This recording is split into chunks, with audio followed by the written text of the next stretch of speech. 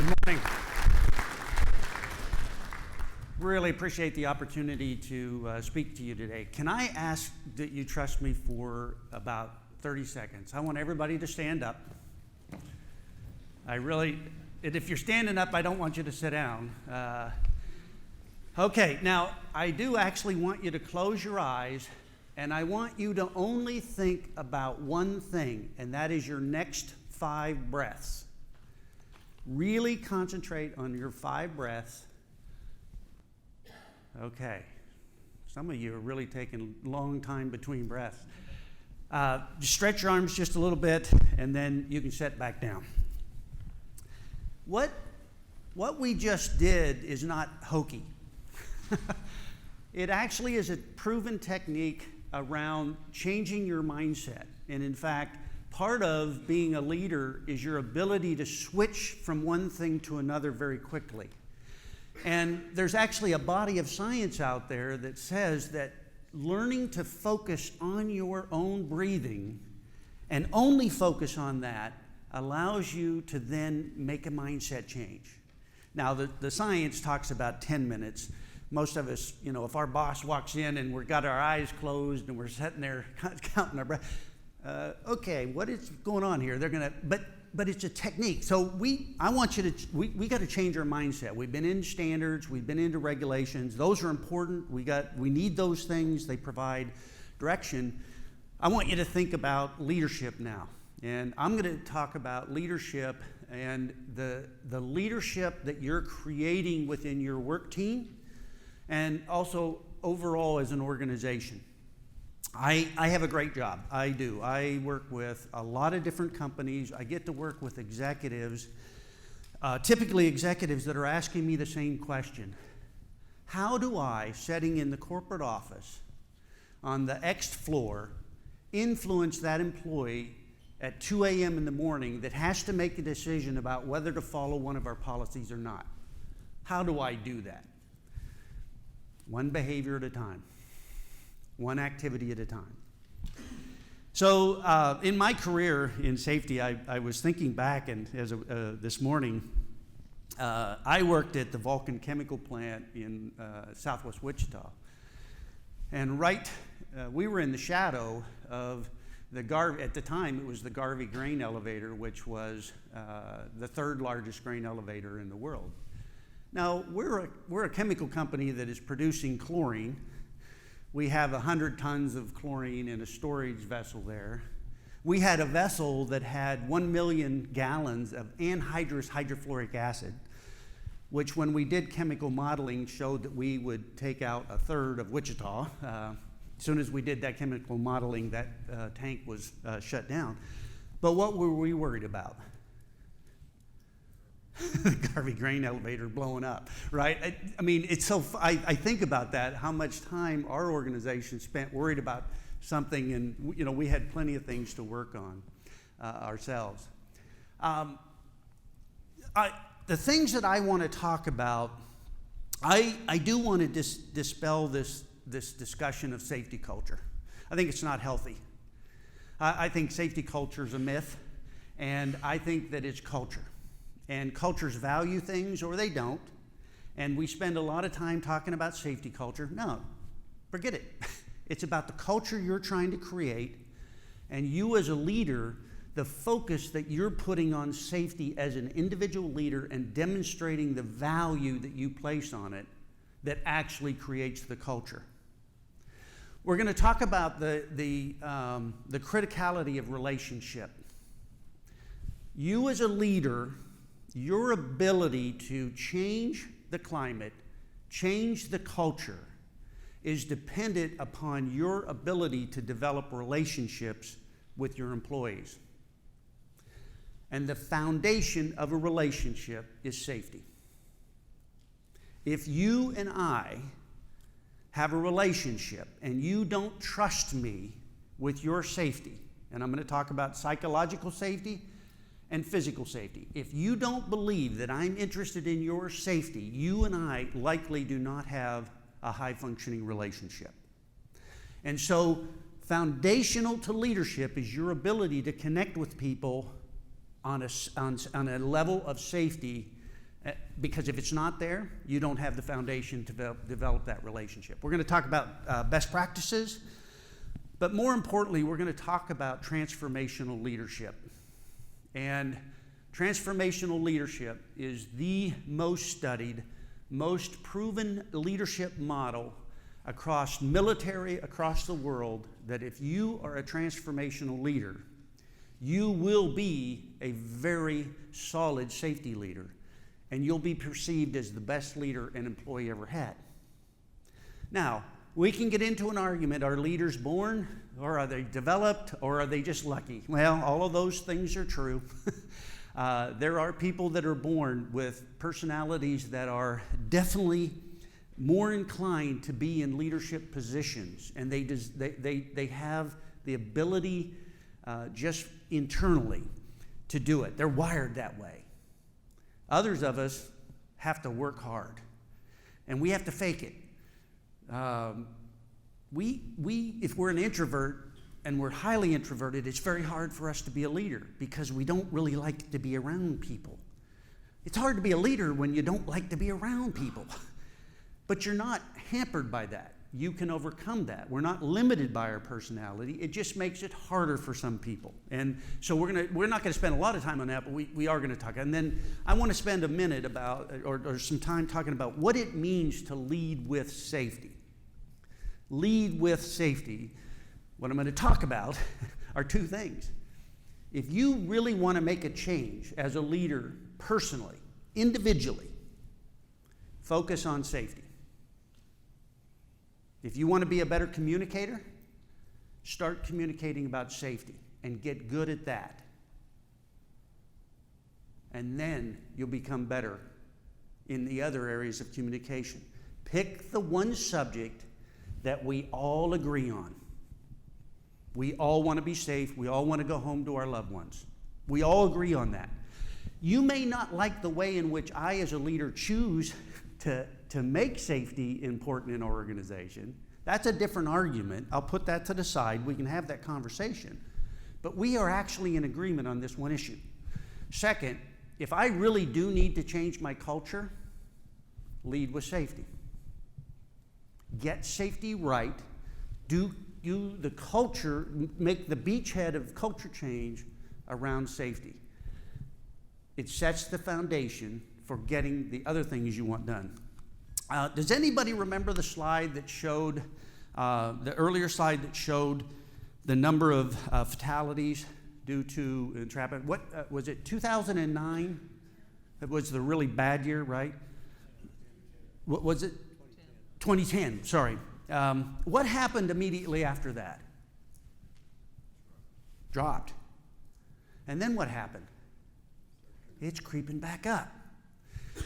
That is a perfect example of what I want to illustrate or talk about in this slide. There is climate change, and then there is culture. Climate is what's important right now. It's what we have set as a priority. It's the thing we're talking about. Now, I found this when I looked at a lot of accident data in organizations, that in a facility, let's say it's a fairly large facility that has a very significant event, a fatality, an explosion, what we see is that the injury rates plummet for about 6 months.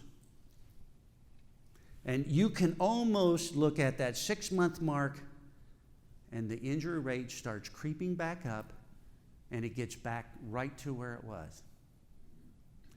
That's climate change that didn't stick. Your challenge as a leader is to make climate change, your desired climate change, stick long enough that it becomes the way in which the culture is demonstrated, so that you don't have to be the one that's the trigger. The culture itself is the trigger around the types of behaviors, the types of results that you're looking for. So, when I go into organizations, then they talk about safety being a priority. Oh man, gosh, it's not a value, it's a priority. So Oh, it's priority number one. Right. It's in your list of priorities. It's not number one every day. So safety can't be a priority. It has to be a value, because no matter what's going on around us, our values we hold true to. We stick to those no matter what's going on. And until an organization truly gets that safety has to be a value, not a priority, we can't make that. We're not making the transition to world class. Safety is pretty simple. At the bottom of this diagram is the working interface. Your ability as a leader to change your results is dependent on your ability to reduce the level of exposure in your organization. If you're chasing injuries, if you're chasing your numbers, if you're having conversations about, gosh, couldn't we have made this, couldn't we have talked to the doctor and got them to give them, aspirin instead of a prescription? If we're having those conversations, we're chasing the numbers. That's not going to help us. We need to be focused on the exposures.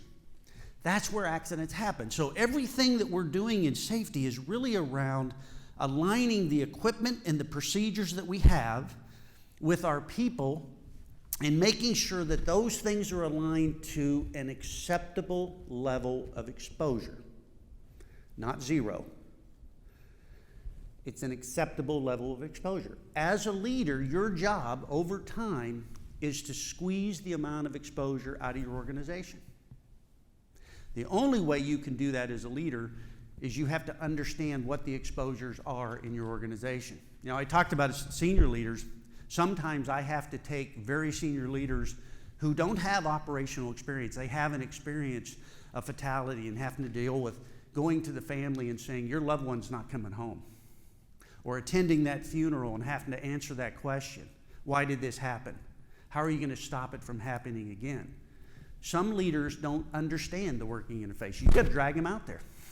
You've got to show them what these employees and what these leaders are up against so that they understand the challenges that exist. So everything we do in safety and everything you do in safety as a leader needs to be focused on exposure. And as a priority, you need to focus on the exposures that are going to maim people or kill people. You need to spend the majority of your time there. So one of the things that I would challenge you with is think about what you're spending your time on in safety, and is it really those exposures that are going to result in the most disastrous events for your employees?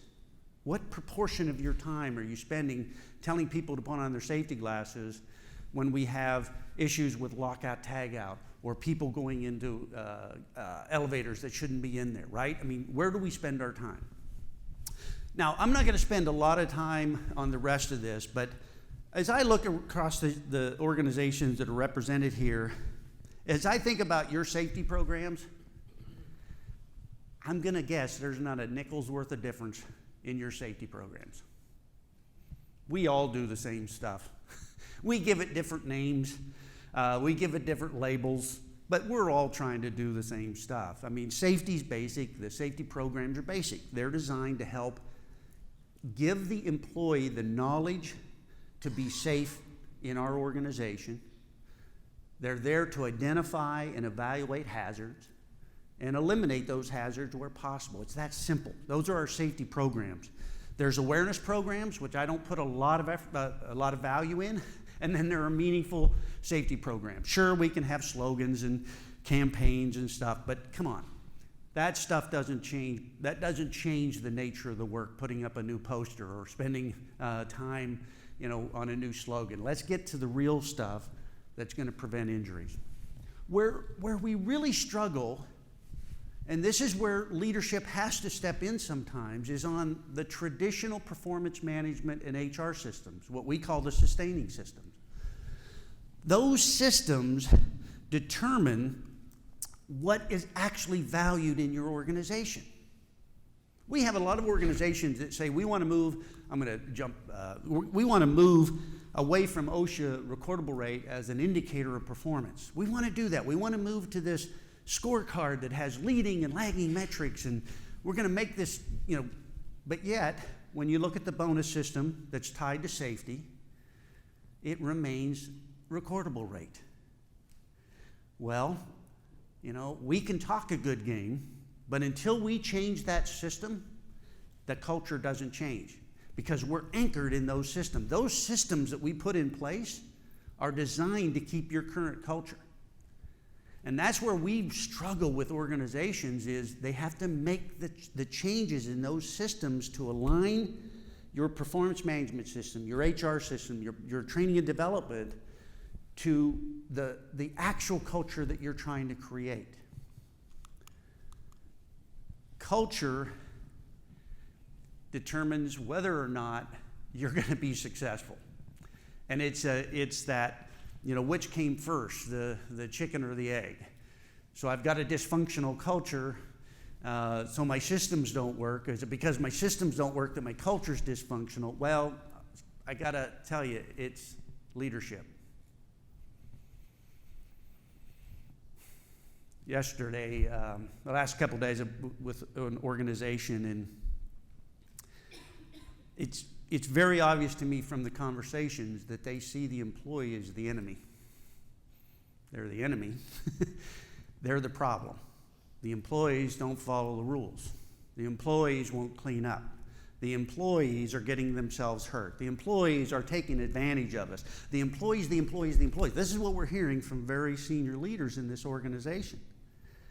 And we had to ask the question, do you understand that what you're explaining to us is a leadership issue, not an employee issue? They shake their head like, what do you mean it's a leadership issue? It's those darned employees. No, it's not. Culture is created by leaders. It is not created by the employees. Employees can't create culture because they don't own the systems. They can't change the systems. Now, can they make your life miserable for a while? Can they change the climate? Can they go on strike? Sure they can. But ultimately, we own it as leaders. And that's the thing that's really critical for us to understand as leaders is we own this. When I talk to a site manager who says, yeah, man, our safety programs, they're just not very good. They stink. Our employees don't follow the rules. Man, and they say all of these things are problems, and they don't accept ownership that, wait a minute, this is my problem? Then I know the issue that I'm dealing with. It's a leader that doesn't understand that they're setting the tone. We also, as leaders, establish the level of acceptable exposure every time we elect to go in the field or we elect not to go in the field. If I'm in the field and I walk by something that is not acceptable, and I don't say a word, I don't do anything about it, I've just told the employees, good job, keep doing it that way. If I elect to not go in the field, I say it's not important. Now, you can argue with me, you've got all this paperwork you got to do, and gosh, I'm tied to my computer. Hold on. Where does safety fit in our value structure as a leader? Because there are other leaders that figure out how to get out there. And when we get out there, we have to understand that we have moments of safety transformation that are right in front of us. And as a leader, those moments are the most critical. We can create the change in those moments, and we do create the change. And unfortunately, a lot of times, we create the moment in the wrong direction. We have established the culture we don't want instead of focused on the culture that we desire. Now, I mentioned this, relationships. Psychological, physical. Physical's easy, we all understand that. Psychological's a little different. You as a leader actually have a requirement to make me psychologically safe. You actually have that as a leader. When you stepped up to being in a leader role, by the way, you've accepted the responsibility of the safety of the people that work for you. You've taken that on. And you got to get your head around that. I'm now responsible for the safety of these people. Now, I want to create a culture where they're responsible for themselves and they take responsibility for others. But they will only do that if I lead the way. If I demonstrate to them first, this is what good looks like. They'll come along with me if we have that foundation. Now, psychological safety is about you giving me enough information that I understand where I fit in, where the organization's at, and I'm comfortable understanding how you perceive me as a person and in my role. Am I being successful or not? When you are nervous, when you're scared, when you don't know where you fit, you don't act the same. You're a different person. You're not concentrating. You're not focused. Obviously, trust and respect are important, but the most important aspect of what I'm talking about is this law of reciprocity. The law of reciprocity is a law that is universal, and it's the law in which if I do something for you, you actually feel this small tug to do something for me. Just a little tug. Don did that. Gosh, the more I do for you, the stronger that tug. Good leaders cause that in us. They cause us actually to want to do more. It's not evil. It's not evil if we're a good leader and we're focused on the right things. Now, we could give examples where, you have leaders that don't have the right values and they can leverage that and use people. But most people aren't that way. It's the law of reciprocity that you're actually trying to leverage as an organization. How many of you have done engagement surveys of some type? Yeah. So what is an engagement survey measuring? Ownership. Attitude of their feelings of how they're being treated. Their feelings of how they're being treated. Yeah. And in the good surveys, they're measuring a person's will. It's called organizational citizenship behavior. Is the employee willing to go above and beyond their job description and their role in service of their leader and the company? That's what good reciprocal behavior looks like. As leaders, that's what we want to create. We want to create committed employees that are willing to go above and beyond. So, think about the best boss you ever had, or the attributes of the boss you wish you had. And if your boss is in the room, be careful. All right, I don't want you to have to look at them and say, We're not going to spend a lot of time on this exercise, but if we all wrote down individually the attributes of the best boss, we're going to come up with a similar list. We're going to come up with basically this understanding that this person was more interested in my success than they were looking good and looking for their next job. They kept me informed. I trusted their decisions. All of those things that make them a good boss. Now, what doesn't generally get on the list was they were the most technically competent person. You should see their ability to manage Excel spreadsheets. Wow, man, they blew me away. I don't see that, right? It's all about the way in which they related to me as a person. Now, more importantly, if you've ever had that best boss, how did it affect you? What did you do differently? Anybody ever had that best boss? Yeah, we can remember the others, can't we? This is the important part about leadership. Is you changing as a leader is not about you improving your image or getting better results on a 360 or on an employee survey. Sorry, it's not about you. We only make changes as leaders to affect change in others. So I want you to stop and think about that as when you're thinking about what you're trying to do as an individual leader, how you're trying to create change. really get firm in your head, what is it that I'm looking for that's different from the people that report to me? What am I driving them to? And it's not less injuries when we're talking about safety. And we'll talk about that in just a moment. So what we know is that when we work for that best boss,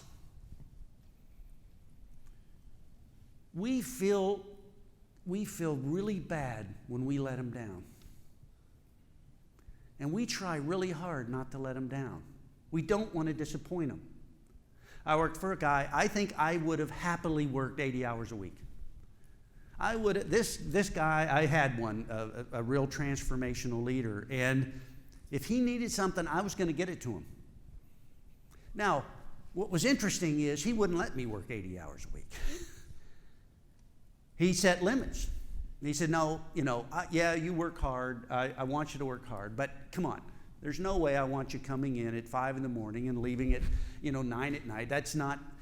He was worried about me as a person. But I was willing to work as hard as it took to get the job done. So as a leader, your ability to lead folks and lead from the front and develop them and grow them is critical to your success. Now, the way in which you do that is you attack safety. So I talked about the safety leadership best practices in the points you were going to cover, but those are pretty traditional. You look at any leadership book, articles, they're going to have a set of practices that good leaders do. And what we found is that when the leaders of an organization are perceived strong in these safety leadership practices, the culture is a more high-functioning culture. Not safety culture, culture.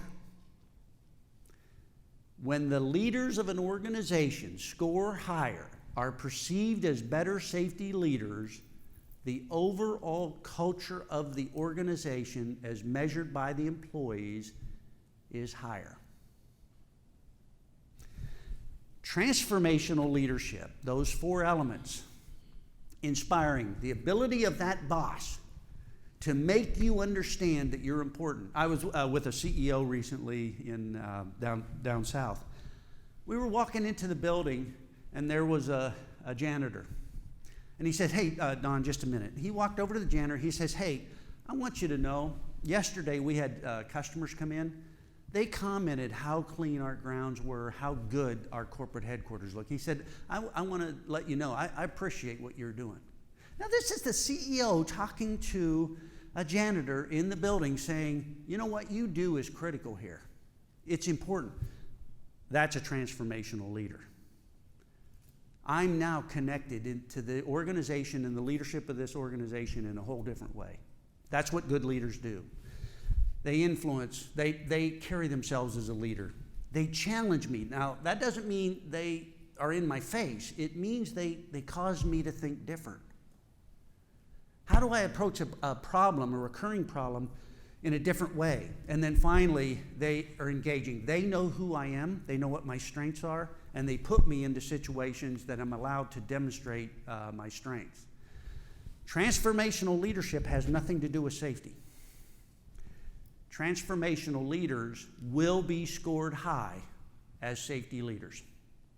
So, as we think about individually developing ourselves, don't think about transformational leader, don't think about safety best practices. Think about, how do I do those things together? How do I become more influential in safety through the way in which I communicate, through the way in which I am action-oriented as a leader? Now, you as leaders create the culture. You do that by the things that you do. And the absence of doing something is doing something, by the way. And there is never a vacuum in leadership in an organization. Not going to happen. Someone's going to step up and be a leader. It just may not be the person you actually want doing that leadership, but it's going to happen. And we find that often in organizations where the designated leader is not the leader of the group, and it's being influenced by someone that has natural leadership tendencies that just hasn't gotten that role. And the style in which you do it is critical. And then finally, there is this internal element. Safety is different than any other performance metric. It does come from here. If you don't have caring and compassion in your heart, and really, really deeply caring about others, it's going to be very hard for you to pull this off. You can't fake it. The one thing you can't do is fake your sincerity for people's safety and their livelihood. Now, when I talk about culture and I talk about relationships, the reason that I want to challenge this whole concept of safety culture versus culture, when we looked at the research around what are the attributes of a culture and what attributes actually predict safety performance, the research, there's over 250 peer-reviewed articles now that identify these 9 attributes independently predict safety performance. There's a lot of things you can measure in your culture. There are other attributes beside these.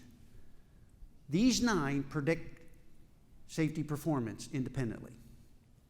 6 of the 9 factors that are listed have nothing to do with safety. I shouldn't say nothing. They have very little to do directly with safety. Procedural justice. Procedural justice is, does an employee believe that they're being treated fairly and that there is not favoritism or bias built into a decision making, the decision that impacts them personally?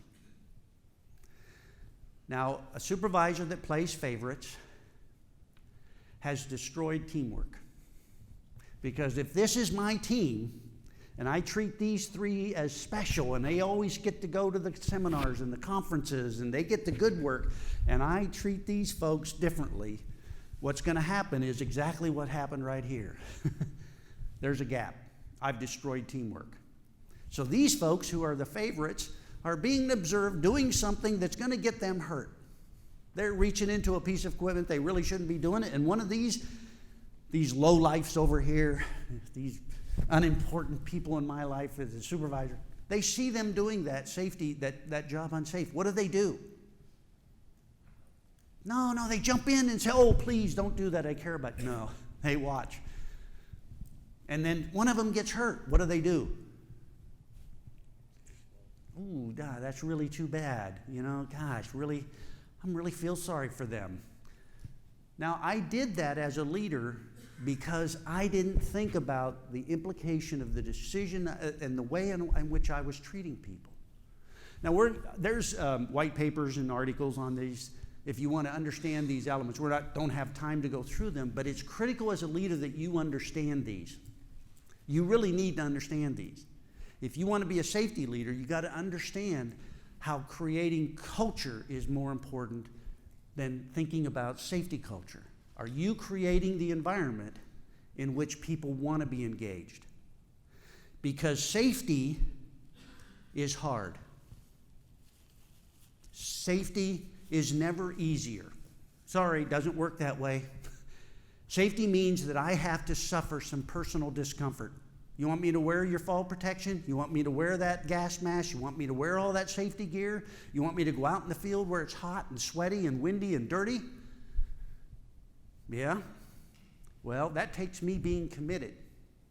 What takes me being committed is me understanding that you are thinking about me as an individual. Now, we've looked at this when we measure organizations against those 9 factors. There's a direct correlation. There's a correlation between the way in which employees perceive the culture overall and safety results. It's there. This just happens to be one organization, 4 different sites, all have the same vice president of operations, 24/7 operations. They're all unionized, and they all basically have the same safety programs. Tremendous difference in results. But if you look at the cultural, how people are rating those 9 factors, how they perceive them and where they fall, it's a direct correlation.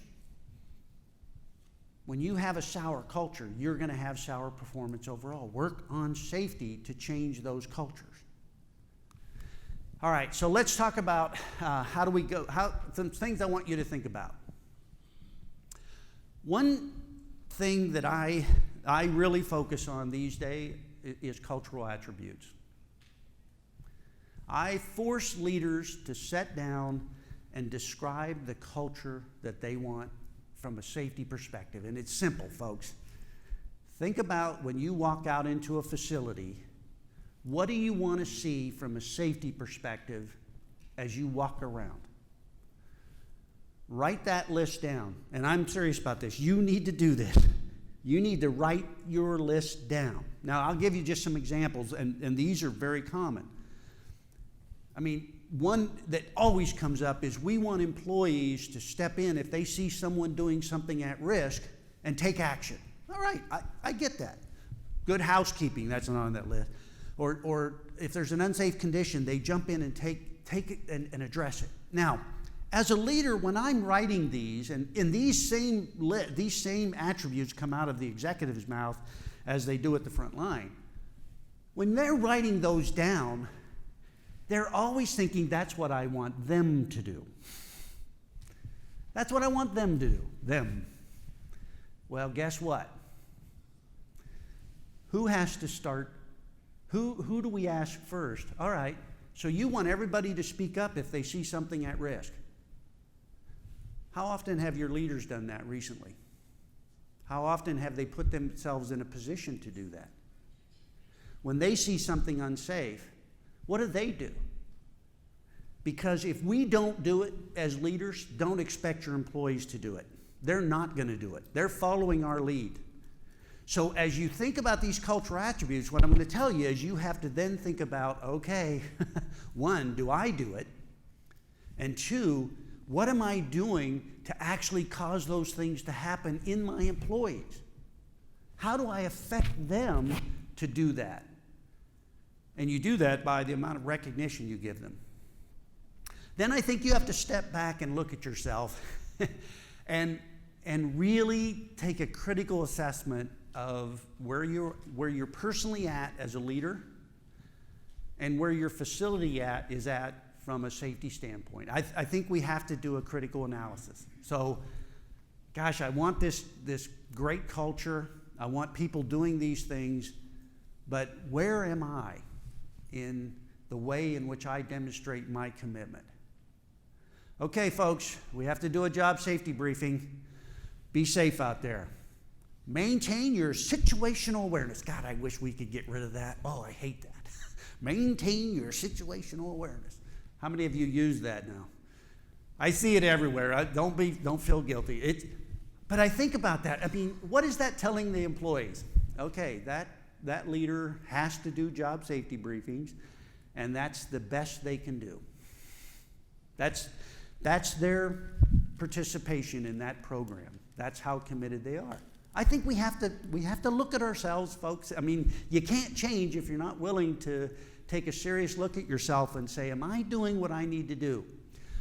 I get it, by the way. I don't want this to sound like it's easy. I get it. We are all swamped. We're more paperwork coming at us. Oh, good. We get to report our rates to OSHA now with another form to fill out, right? I mean, I get that. But we have to figure out in this area of safety, how do we get out there? How do we get in front of our employees and lead? Lead with safety. If you want to make a change as a leader, if you want to be a better leader, start with safety. Figure out the 1 or 2 things you want to get better at in leadership. 1 or 2, not 5 or 10.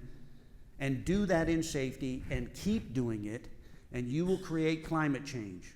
People will start saying, boy, that Don, he's talking about safety a lot more.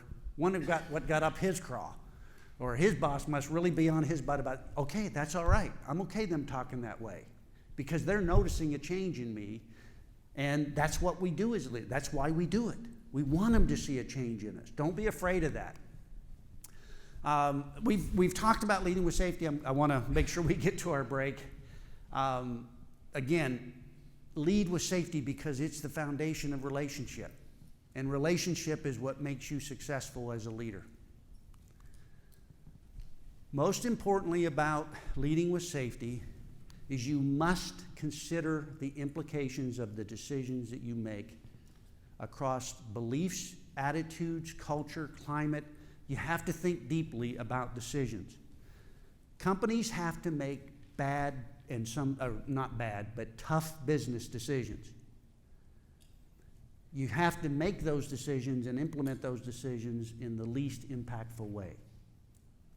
And you got to bring the employees along. You still have to make those decisions, but you can do it in a way that doesn't destroy the culture. All right. Last set of slides, I'm going to breeze through these. You're going to get these presentations. They're going to be posted. We know that it isn't just hypothetical, what I'm talking about.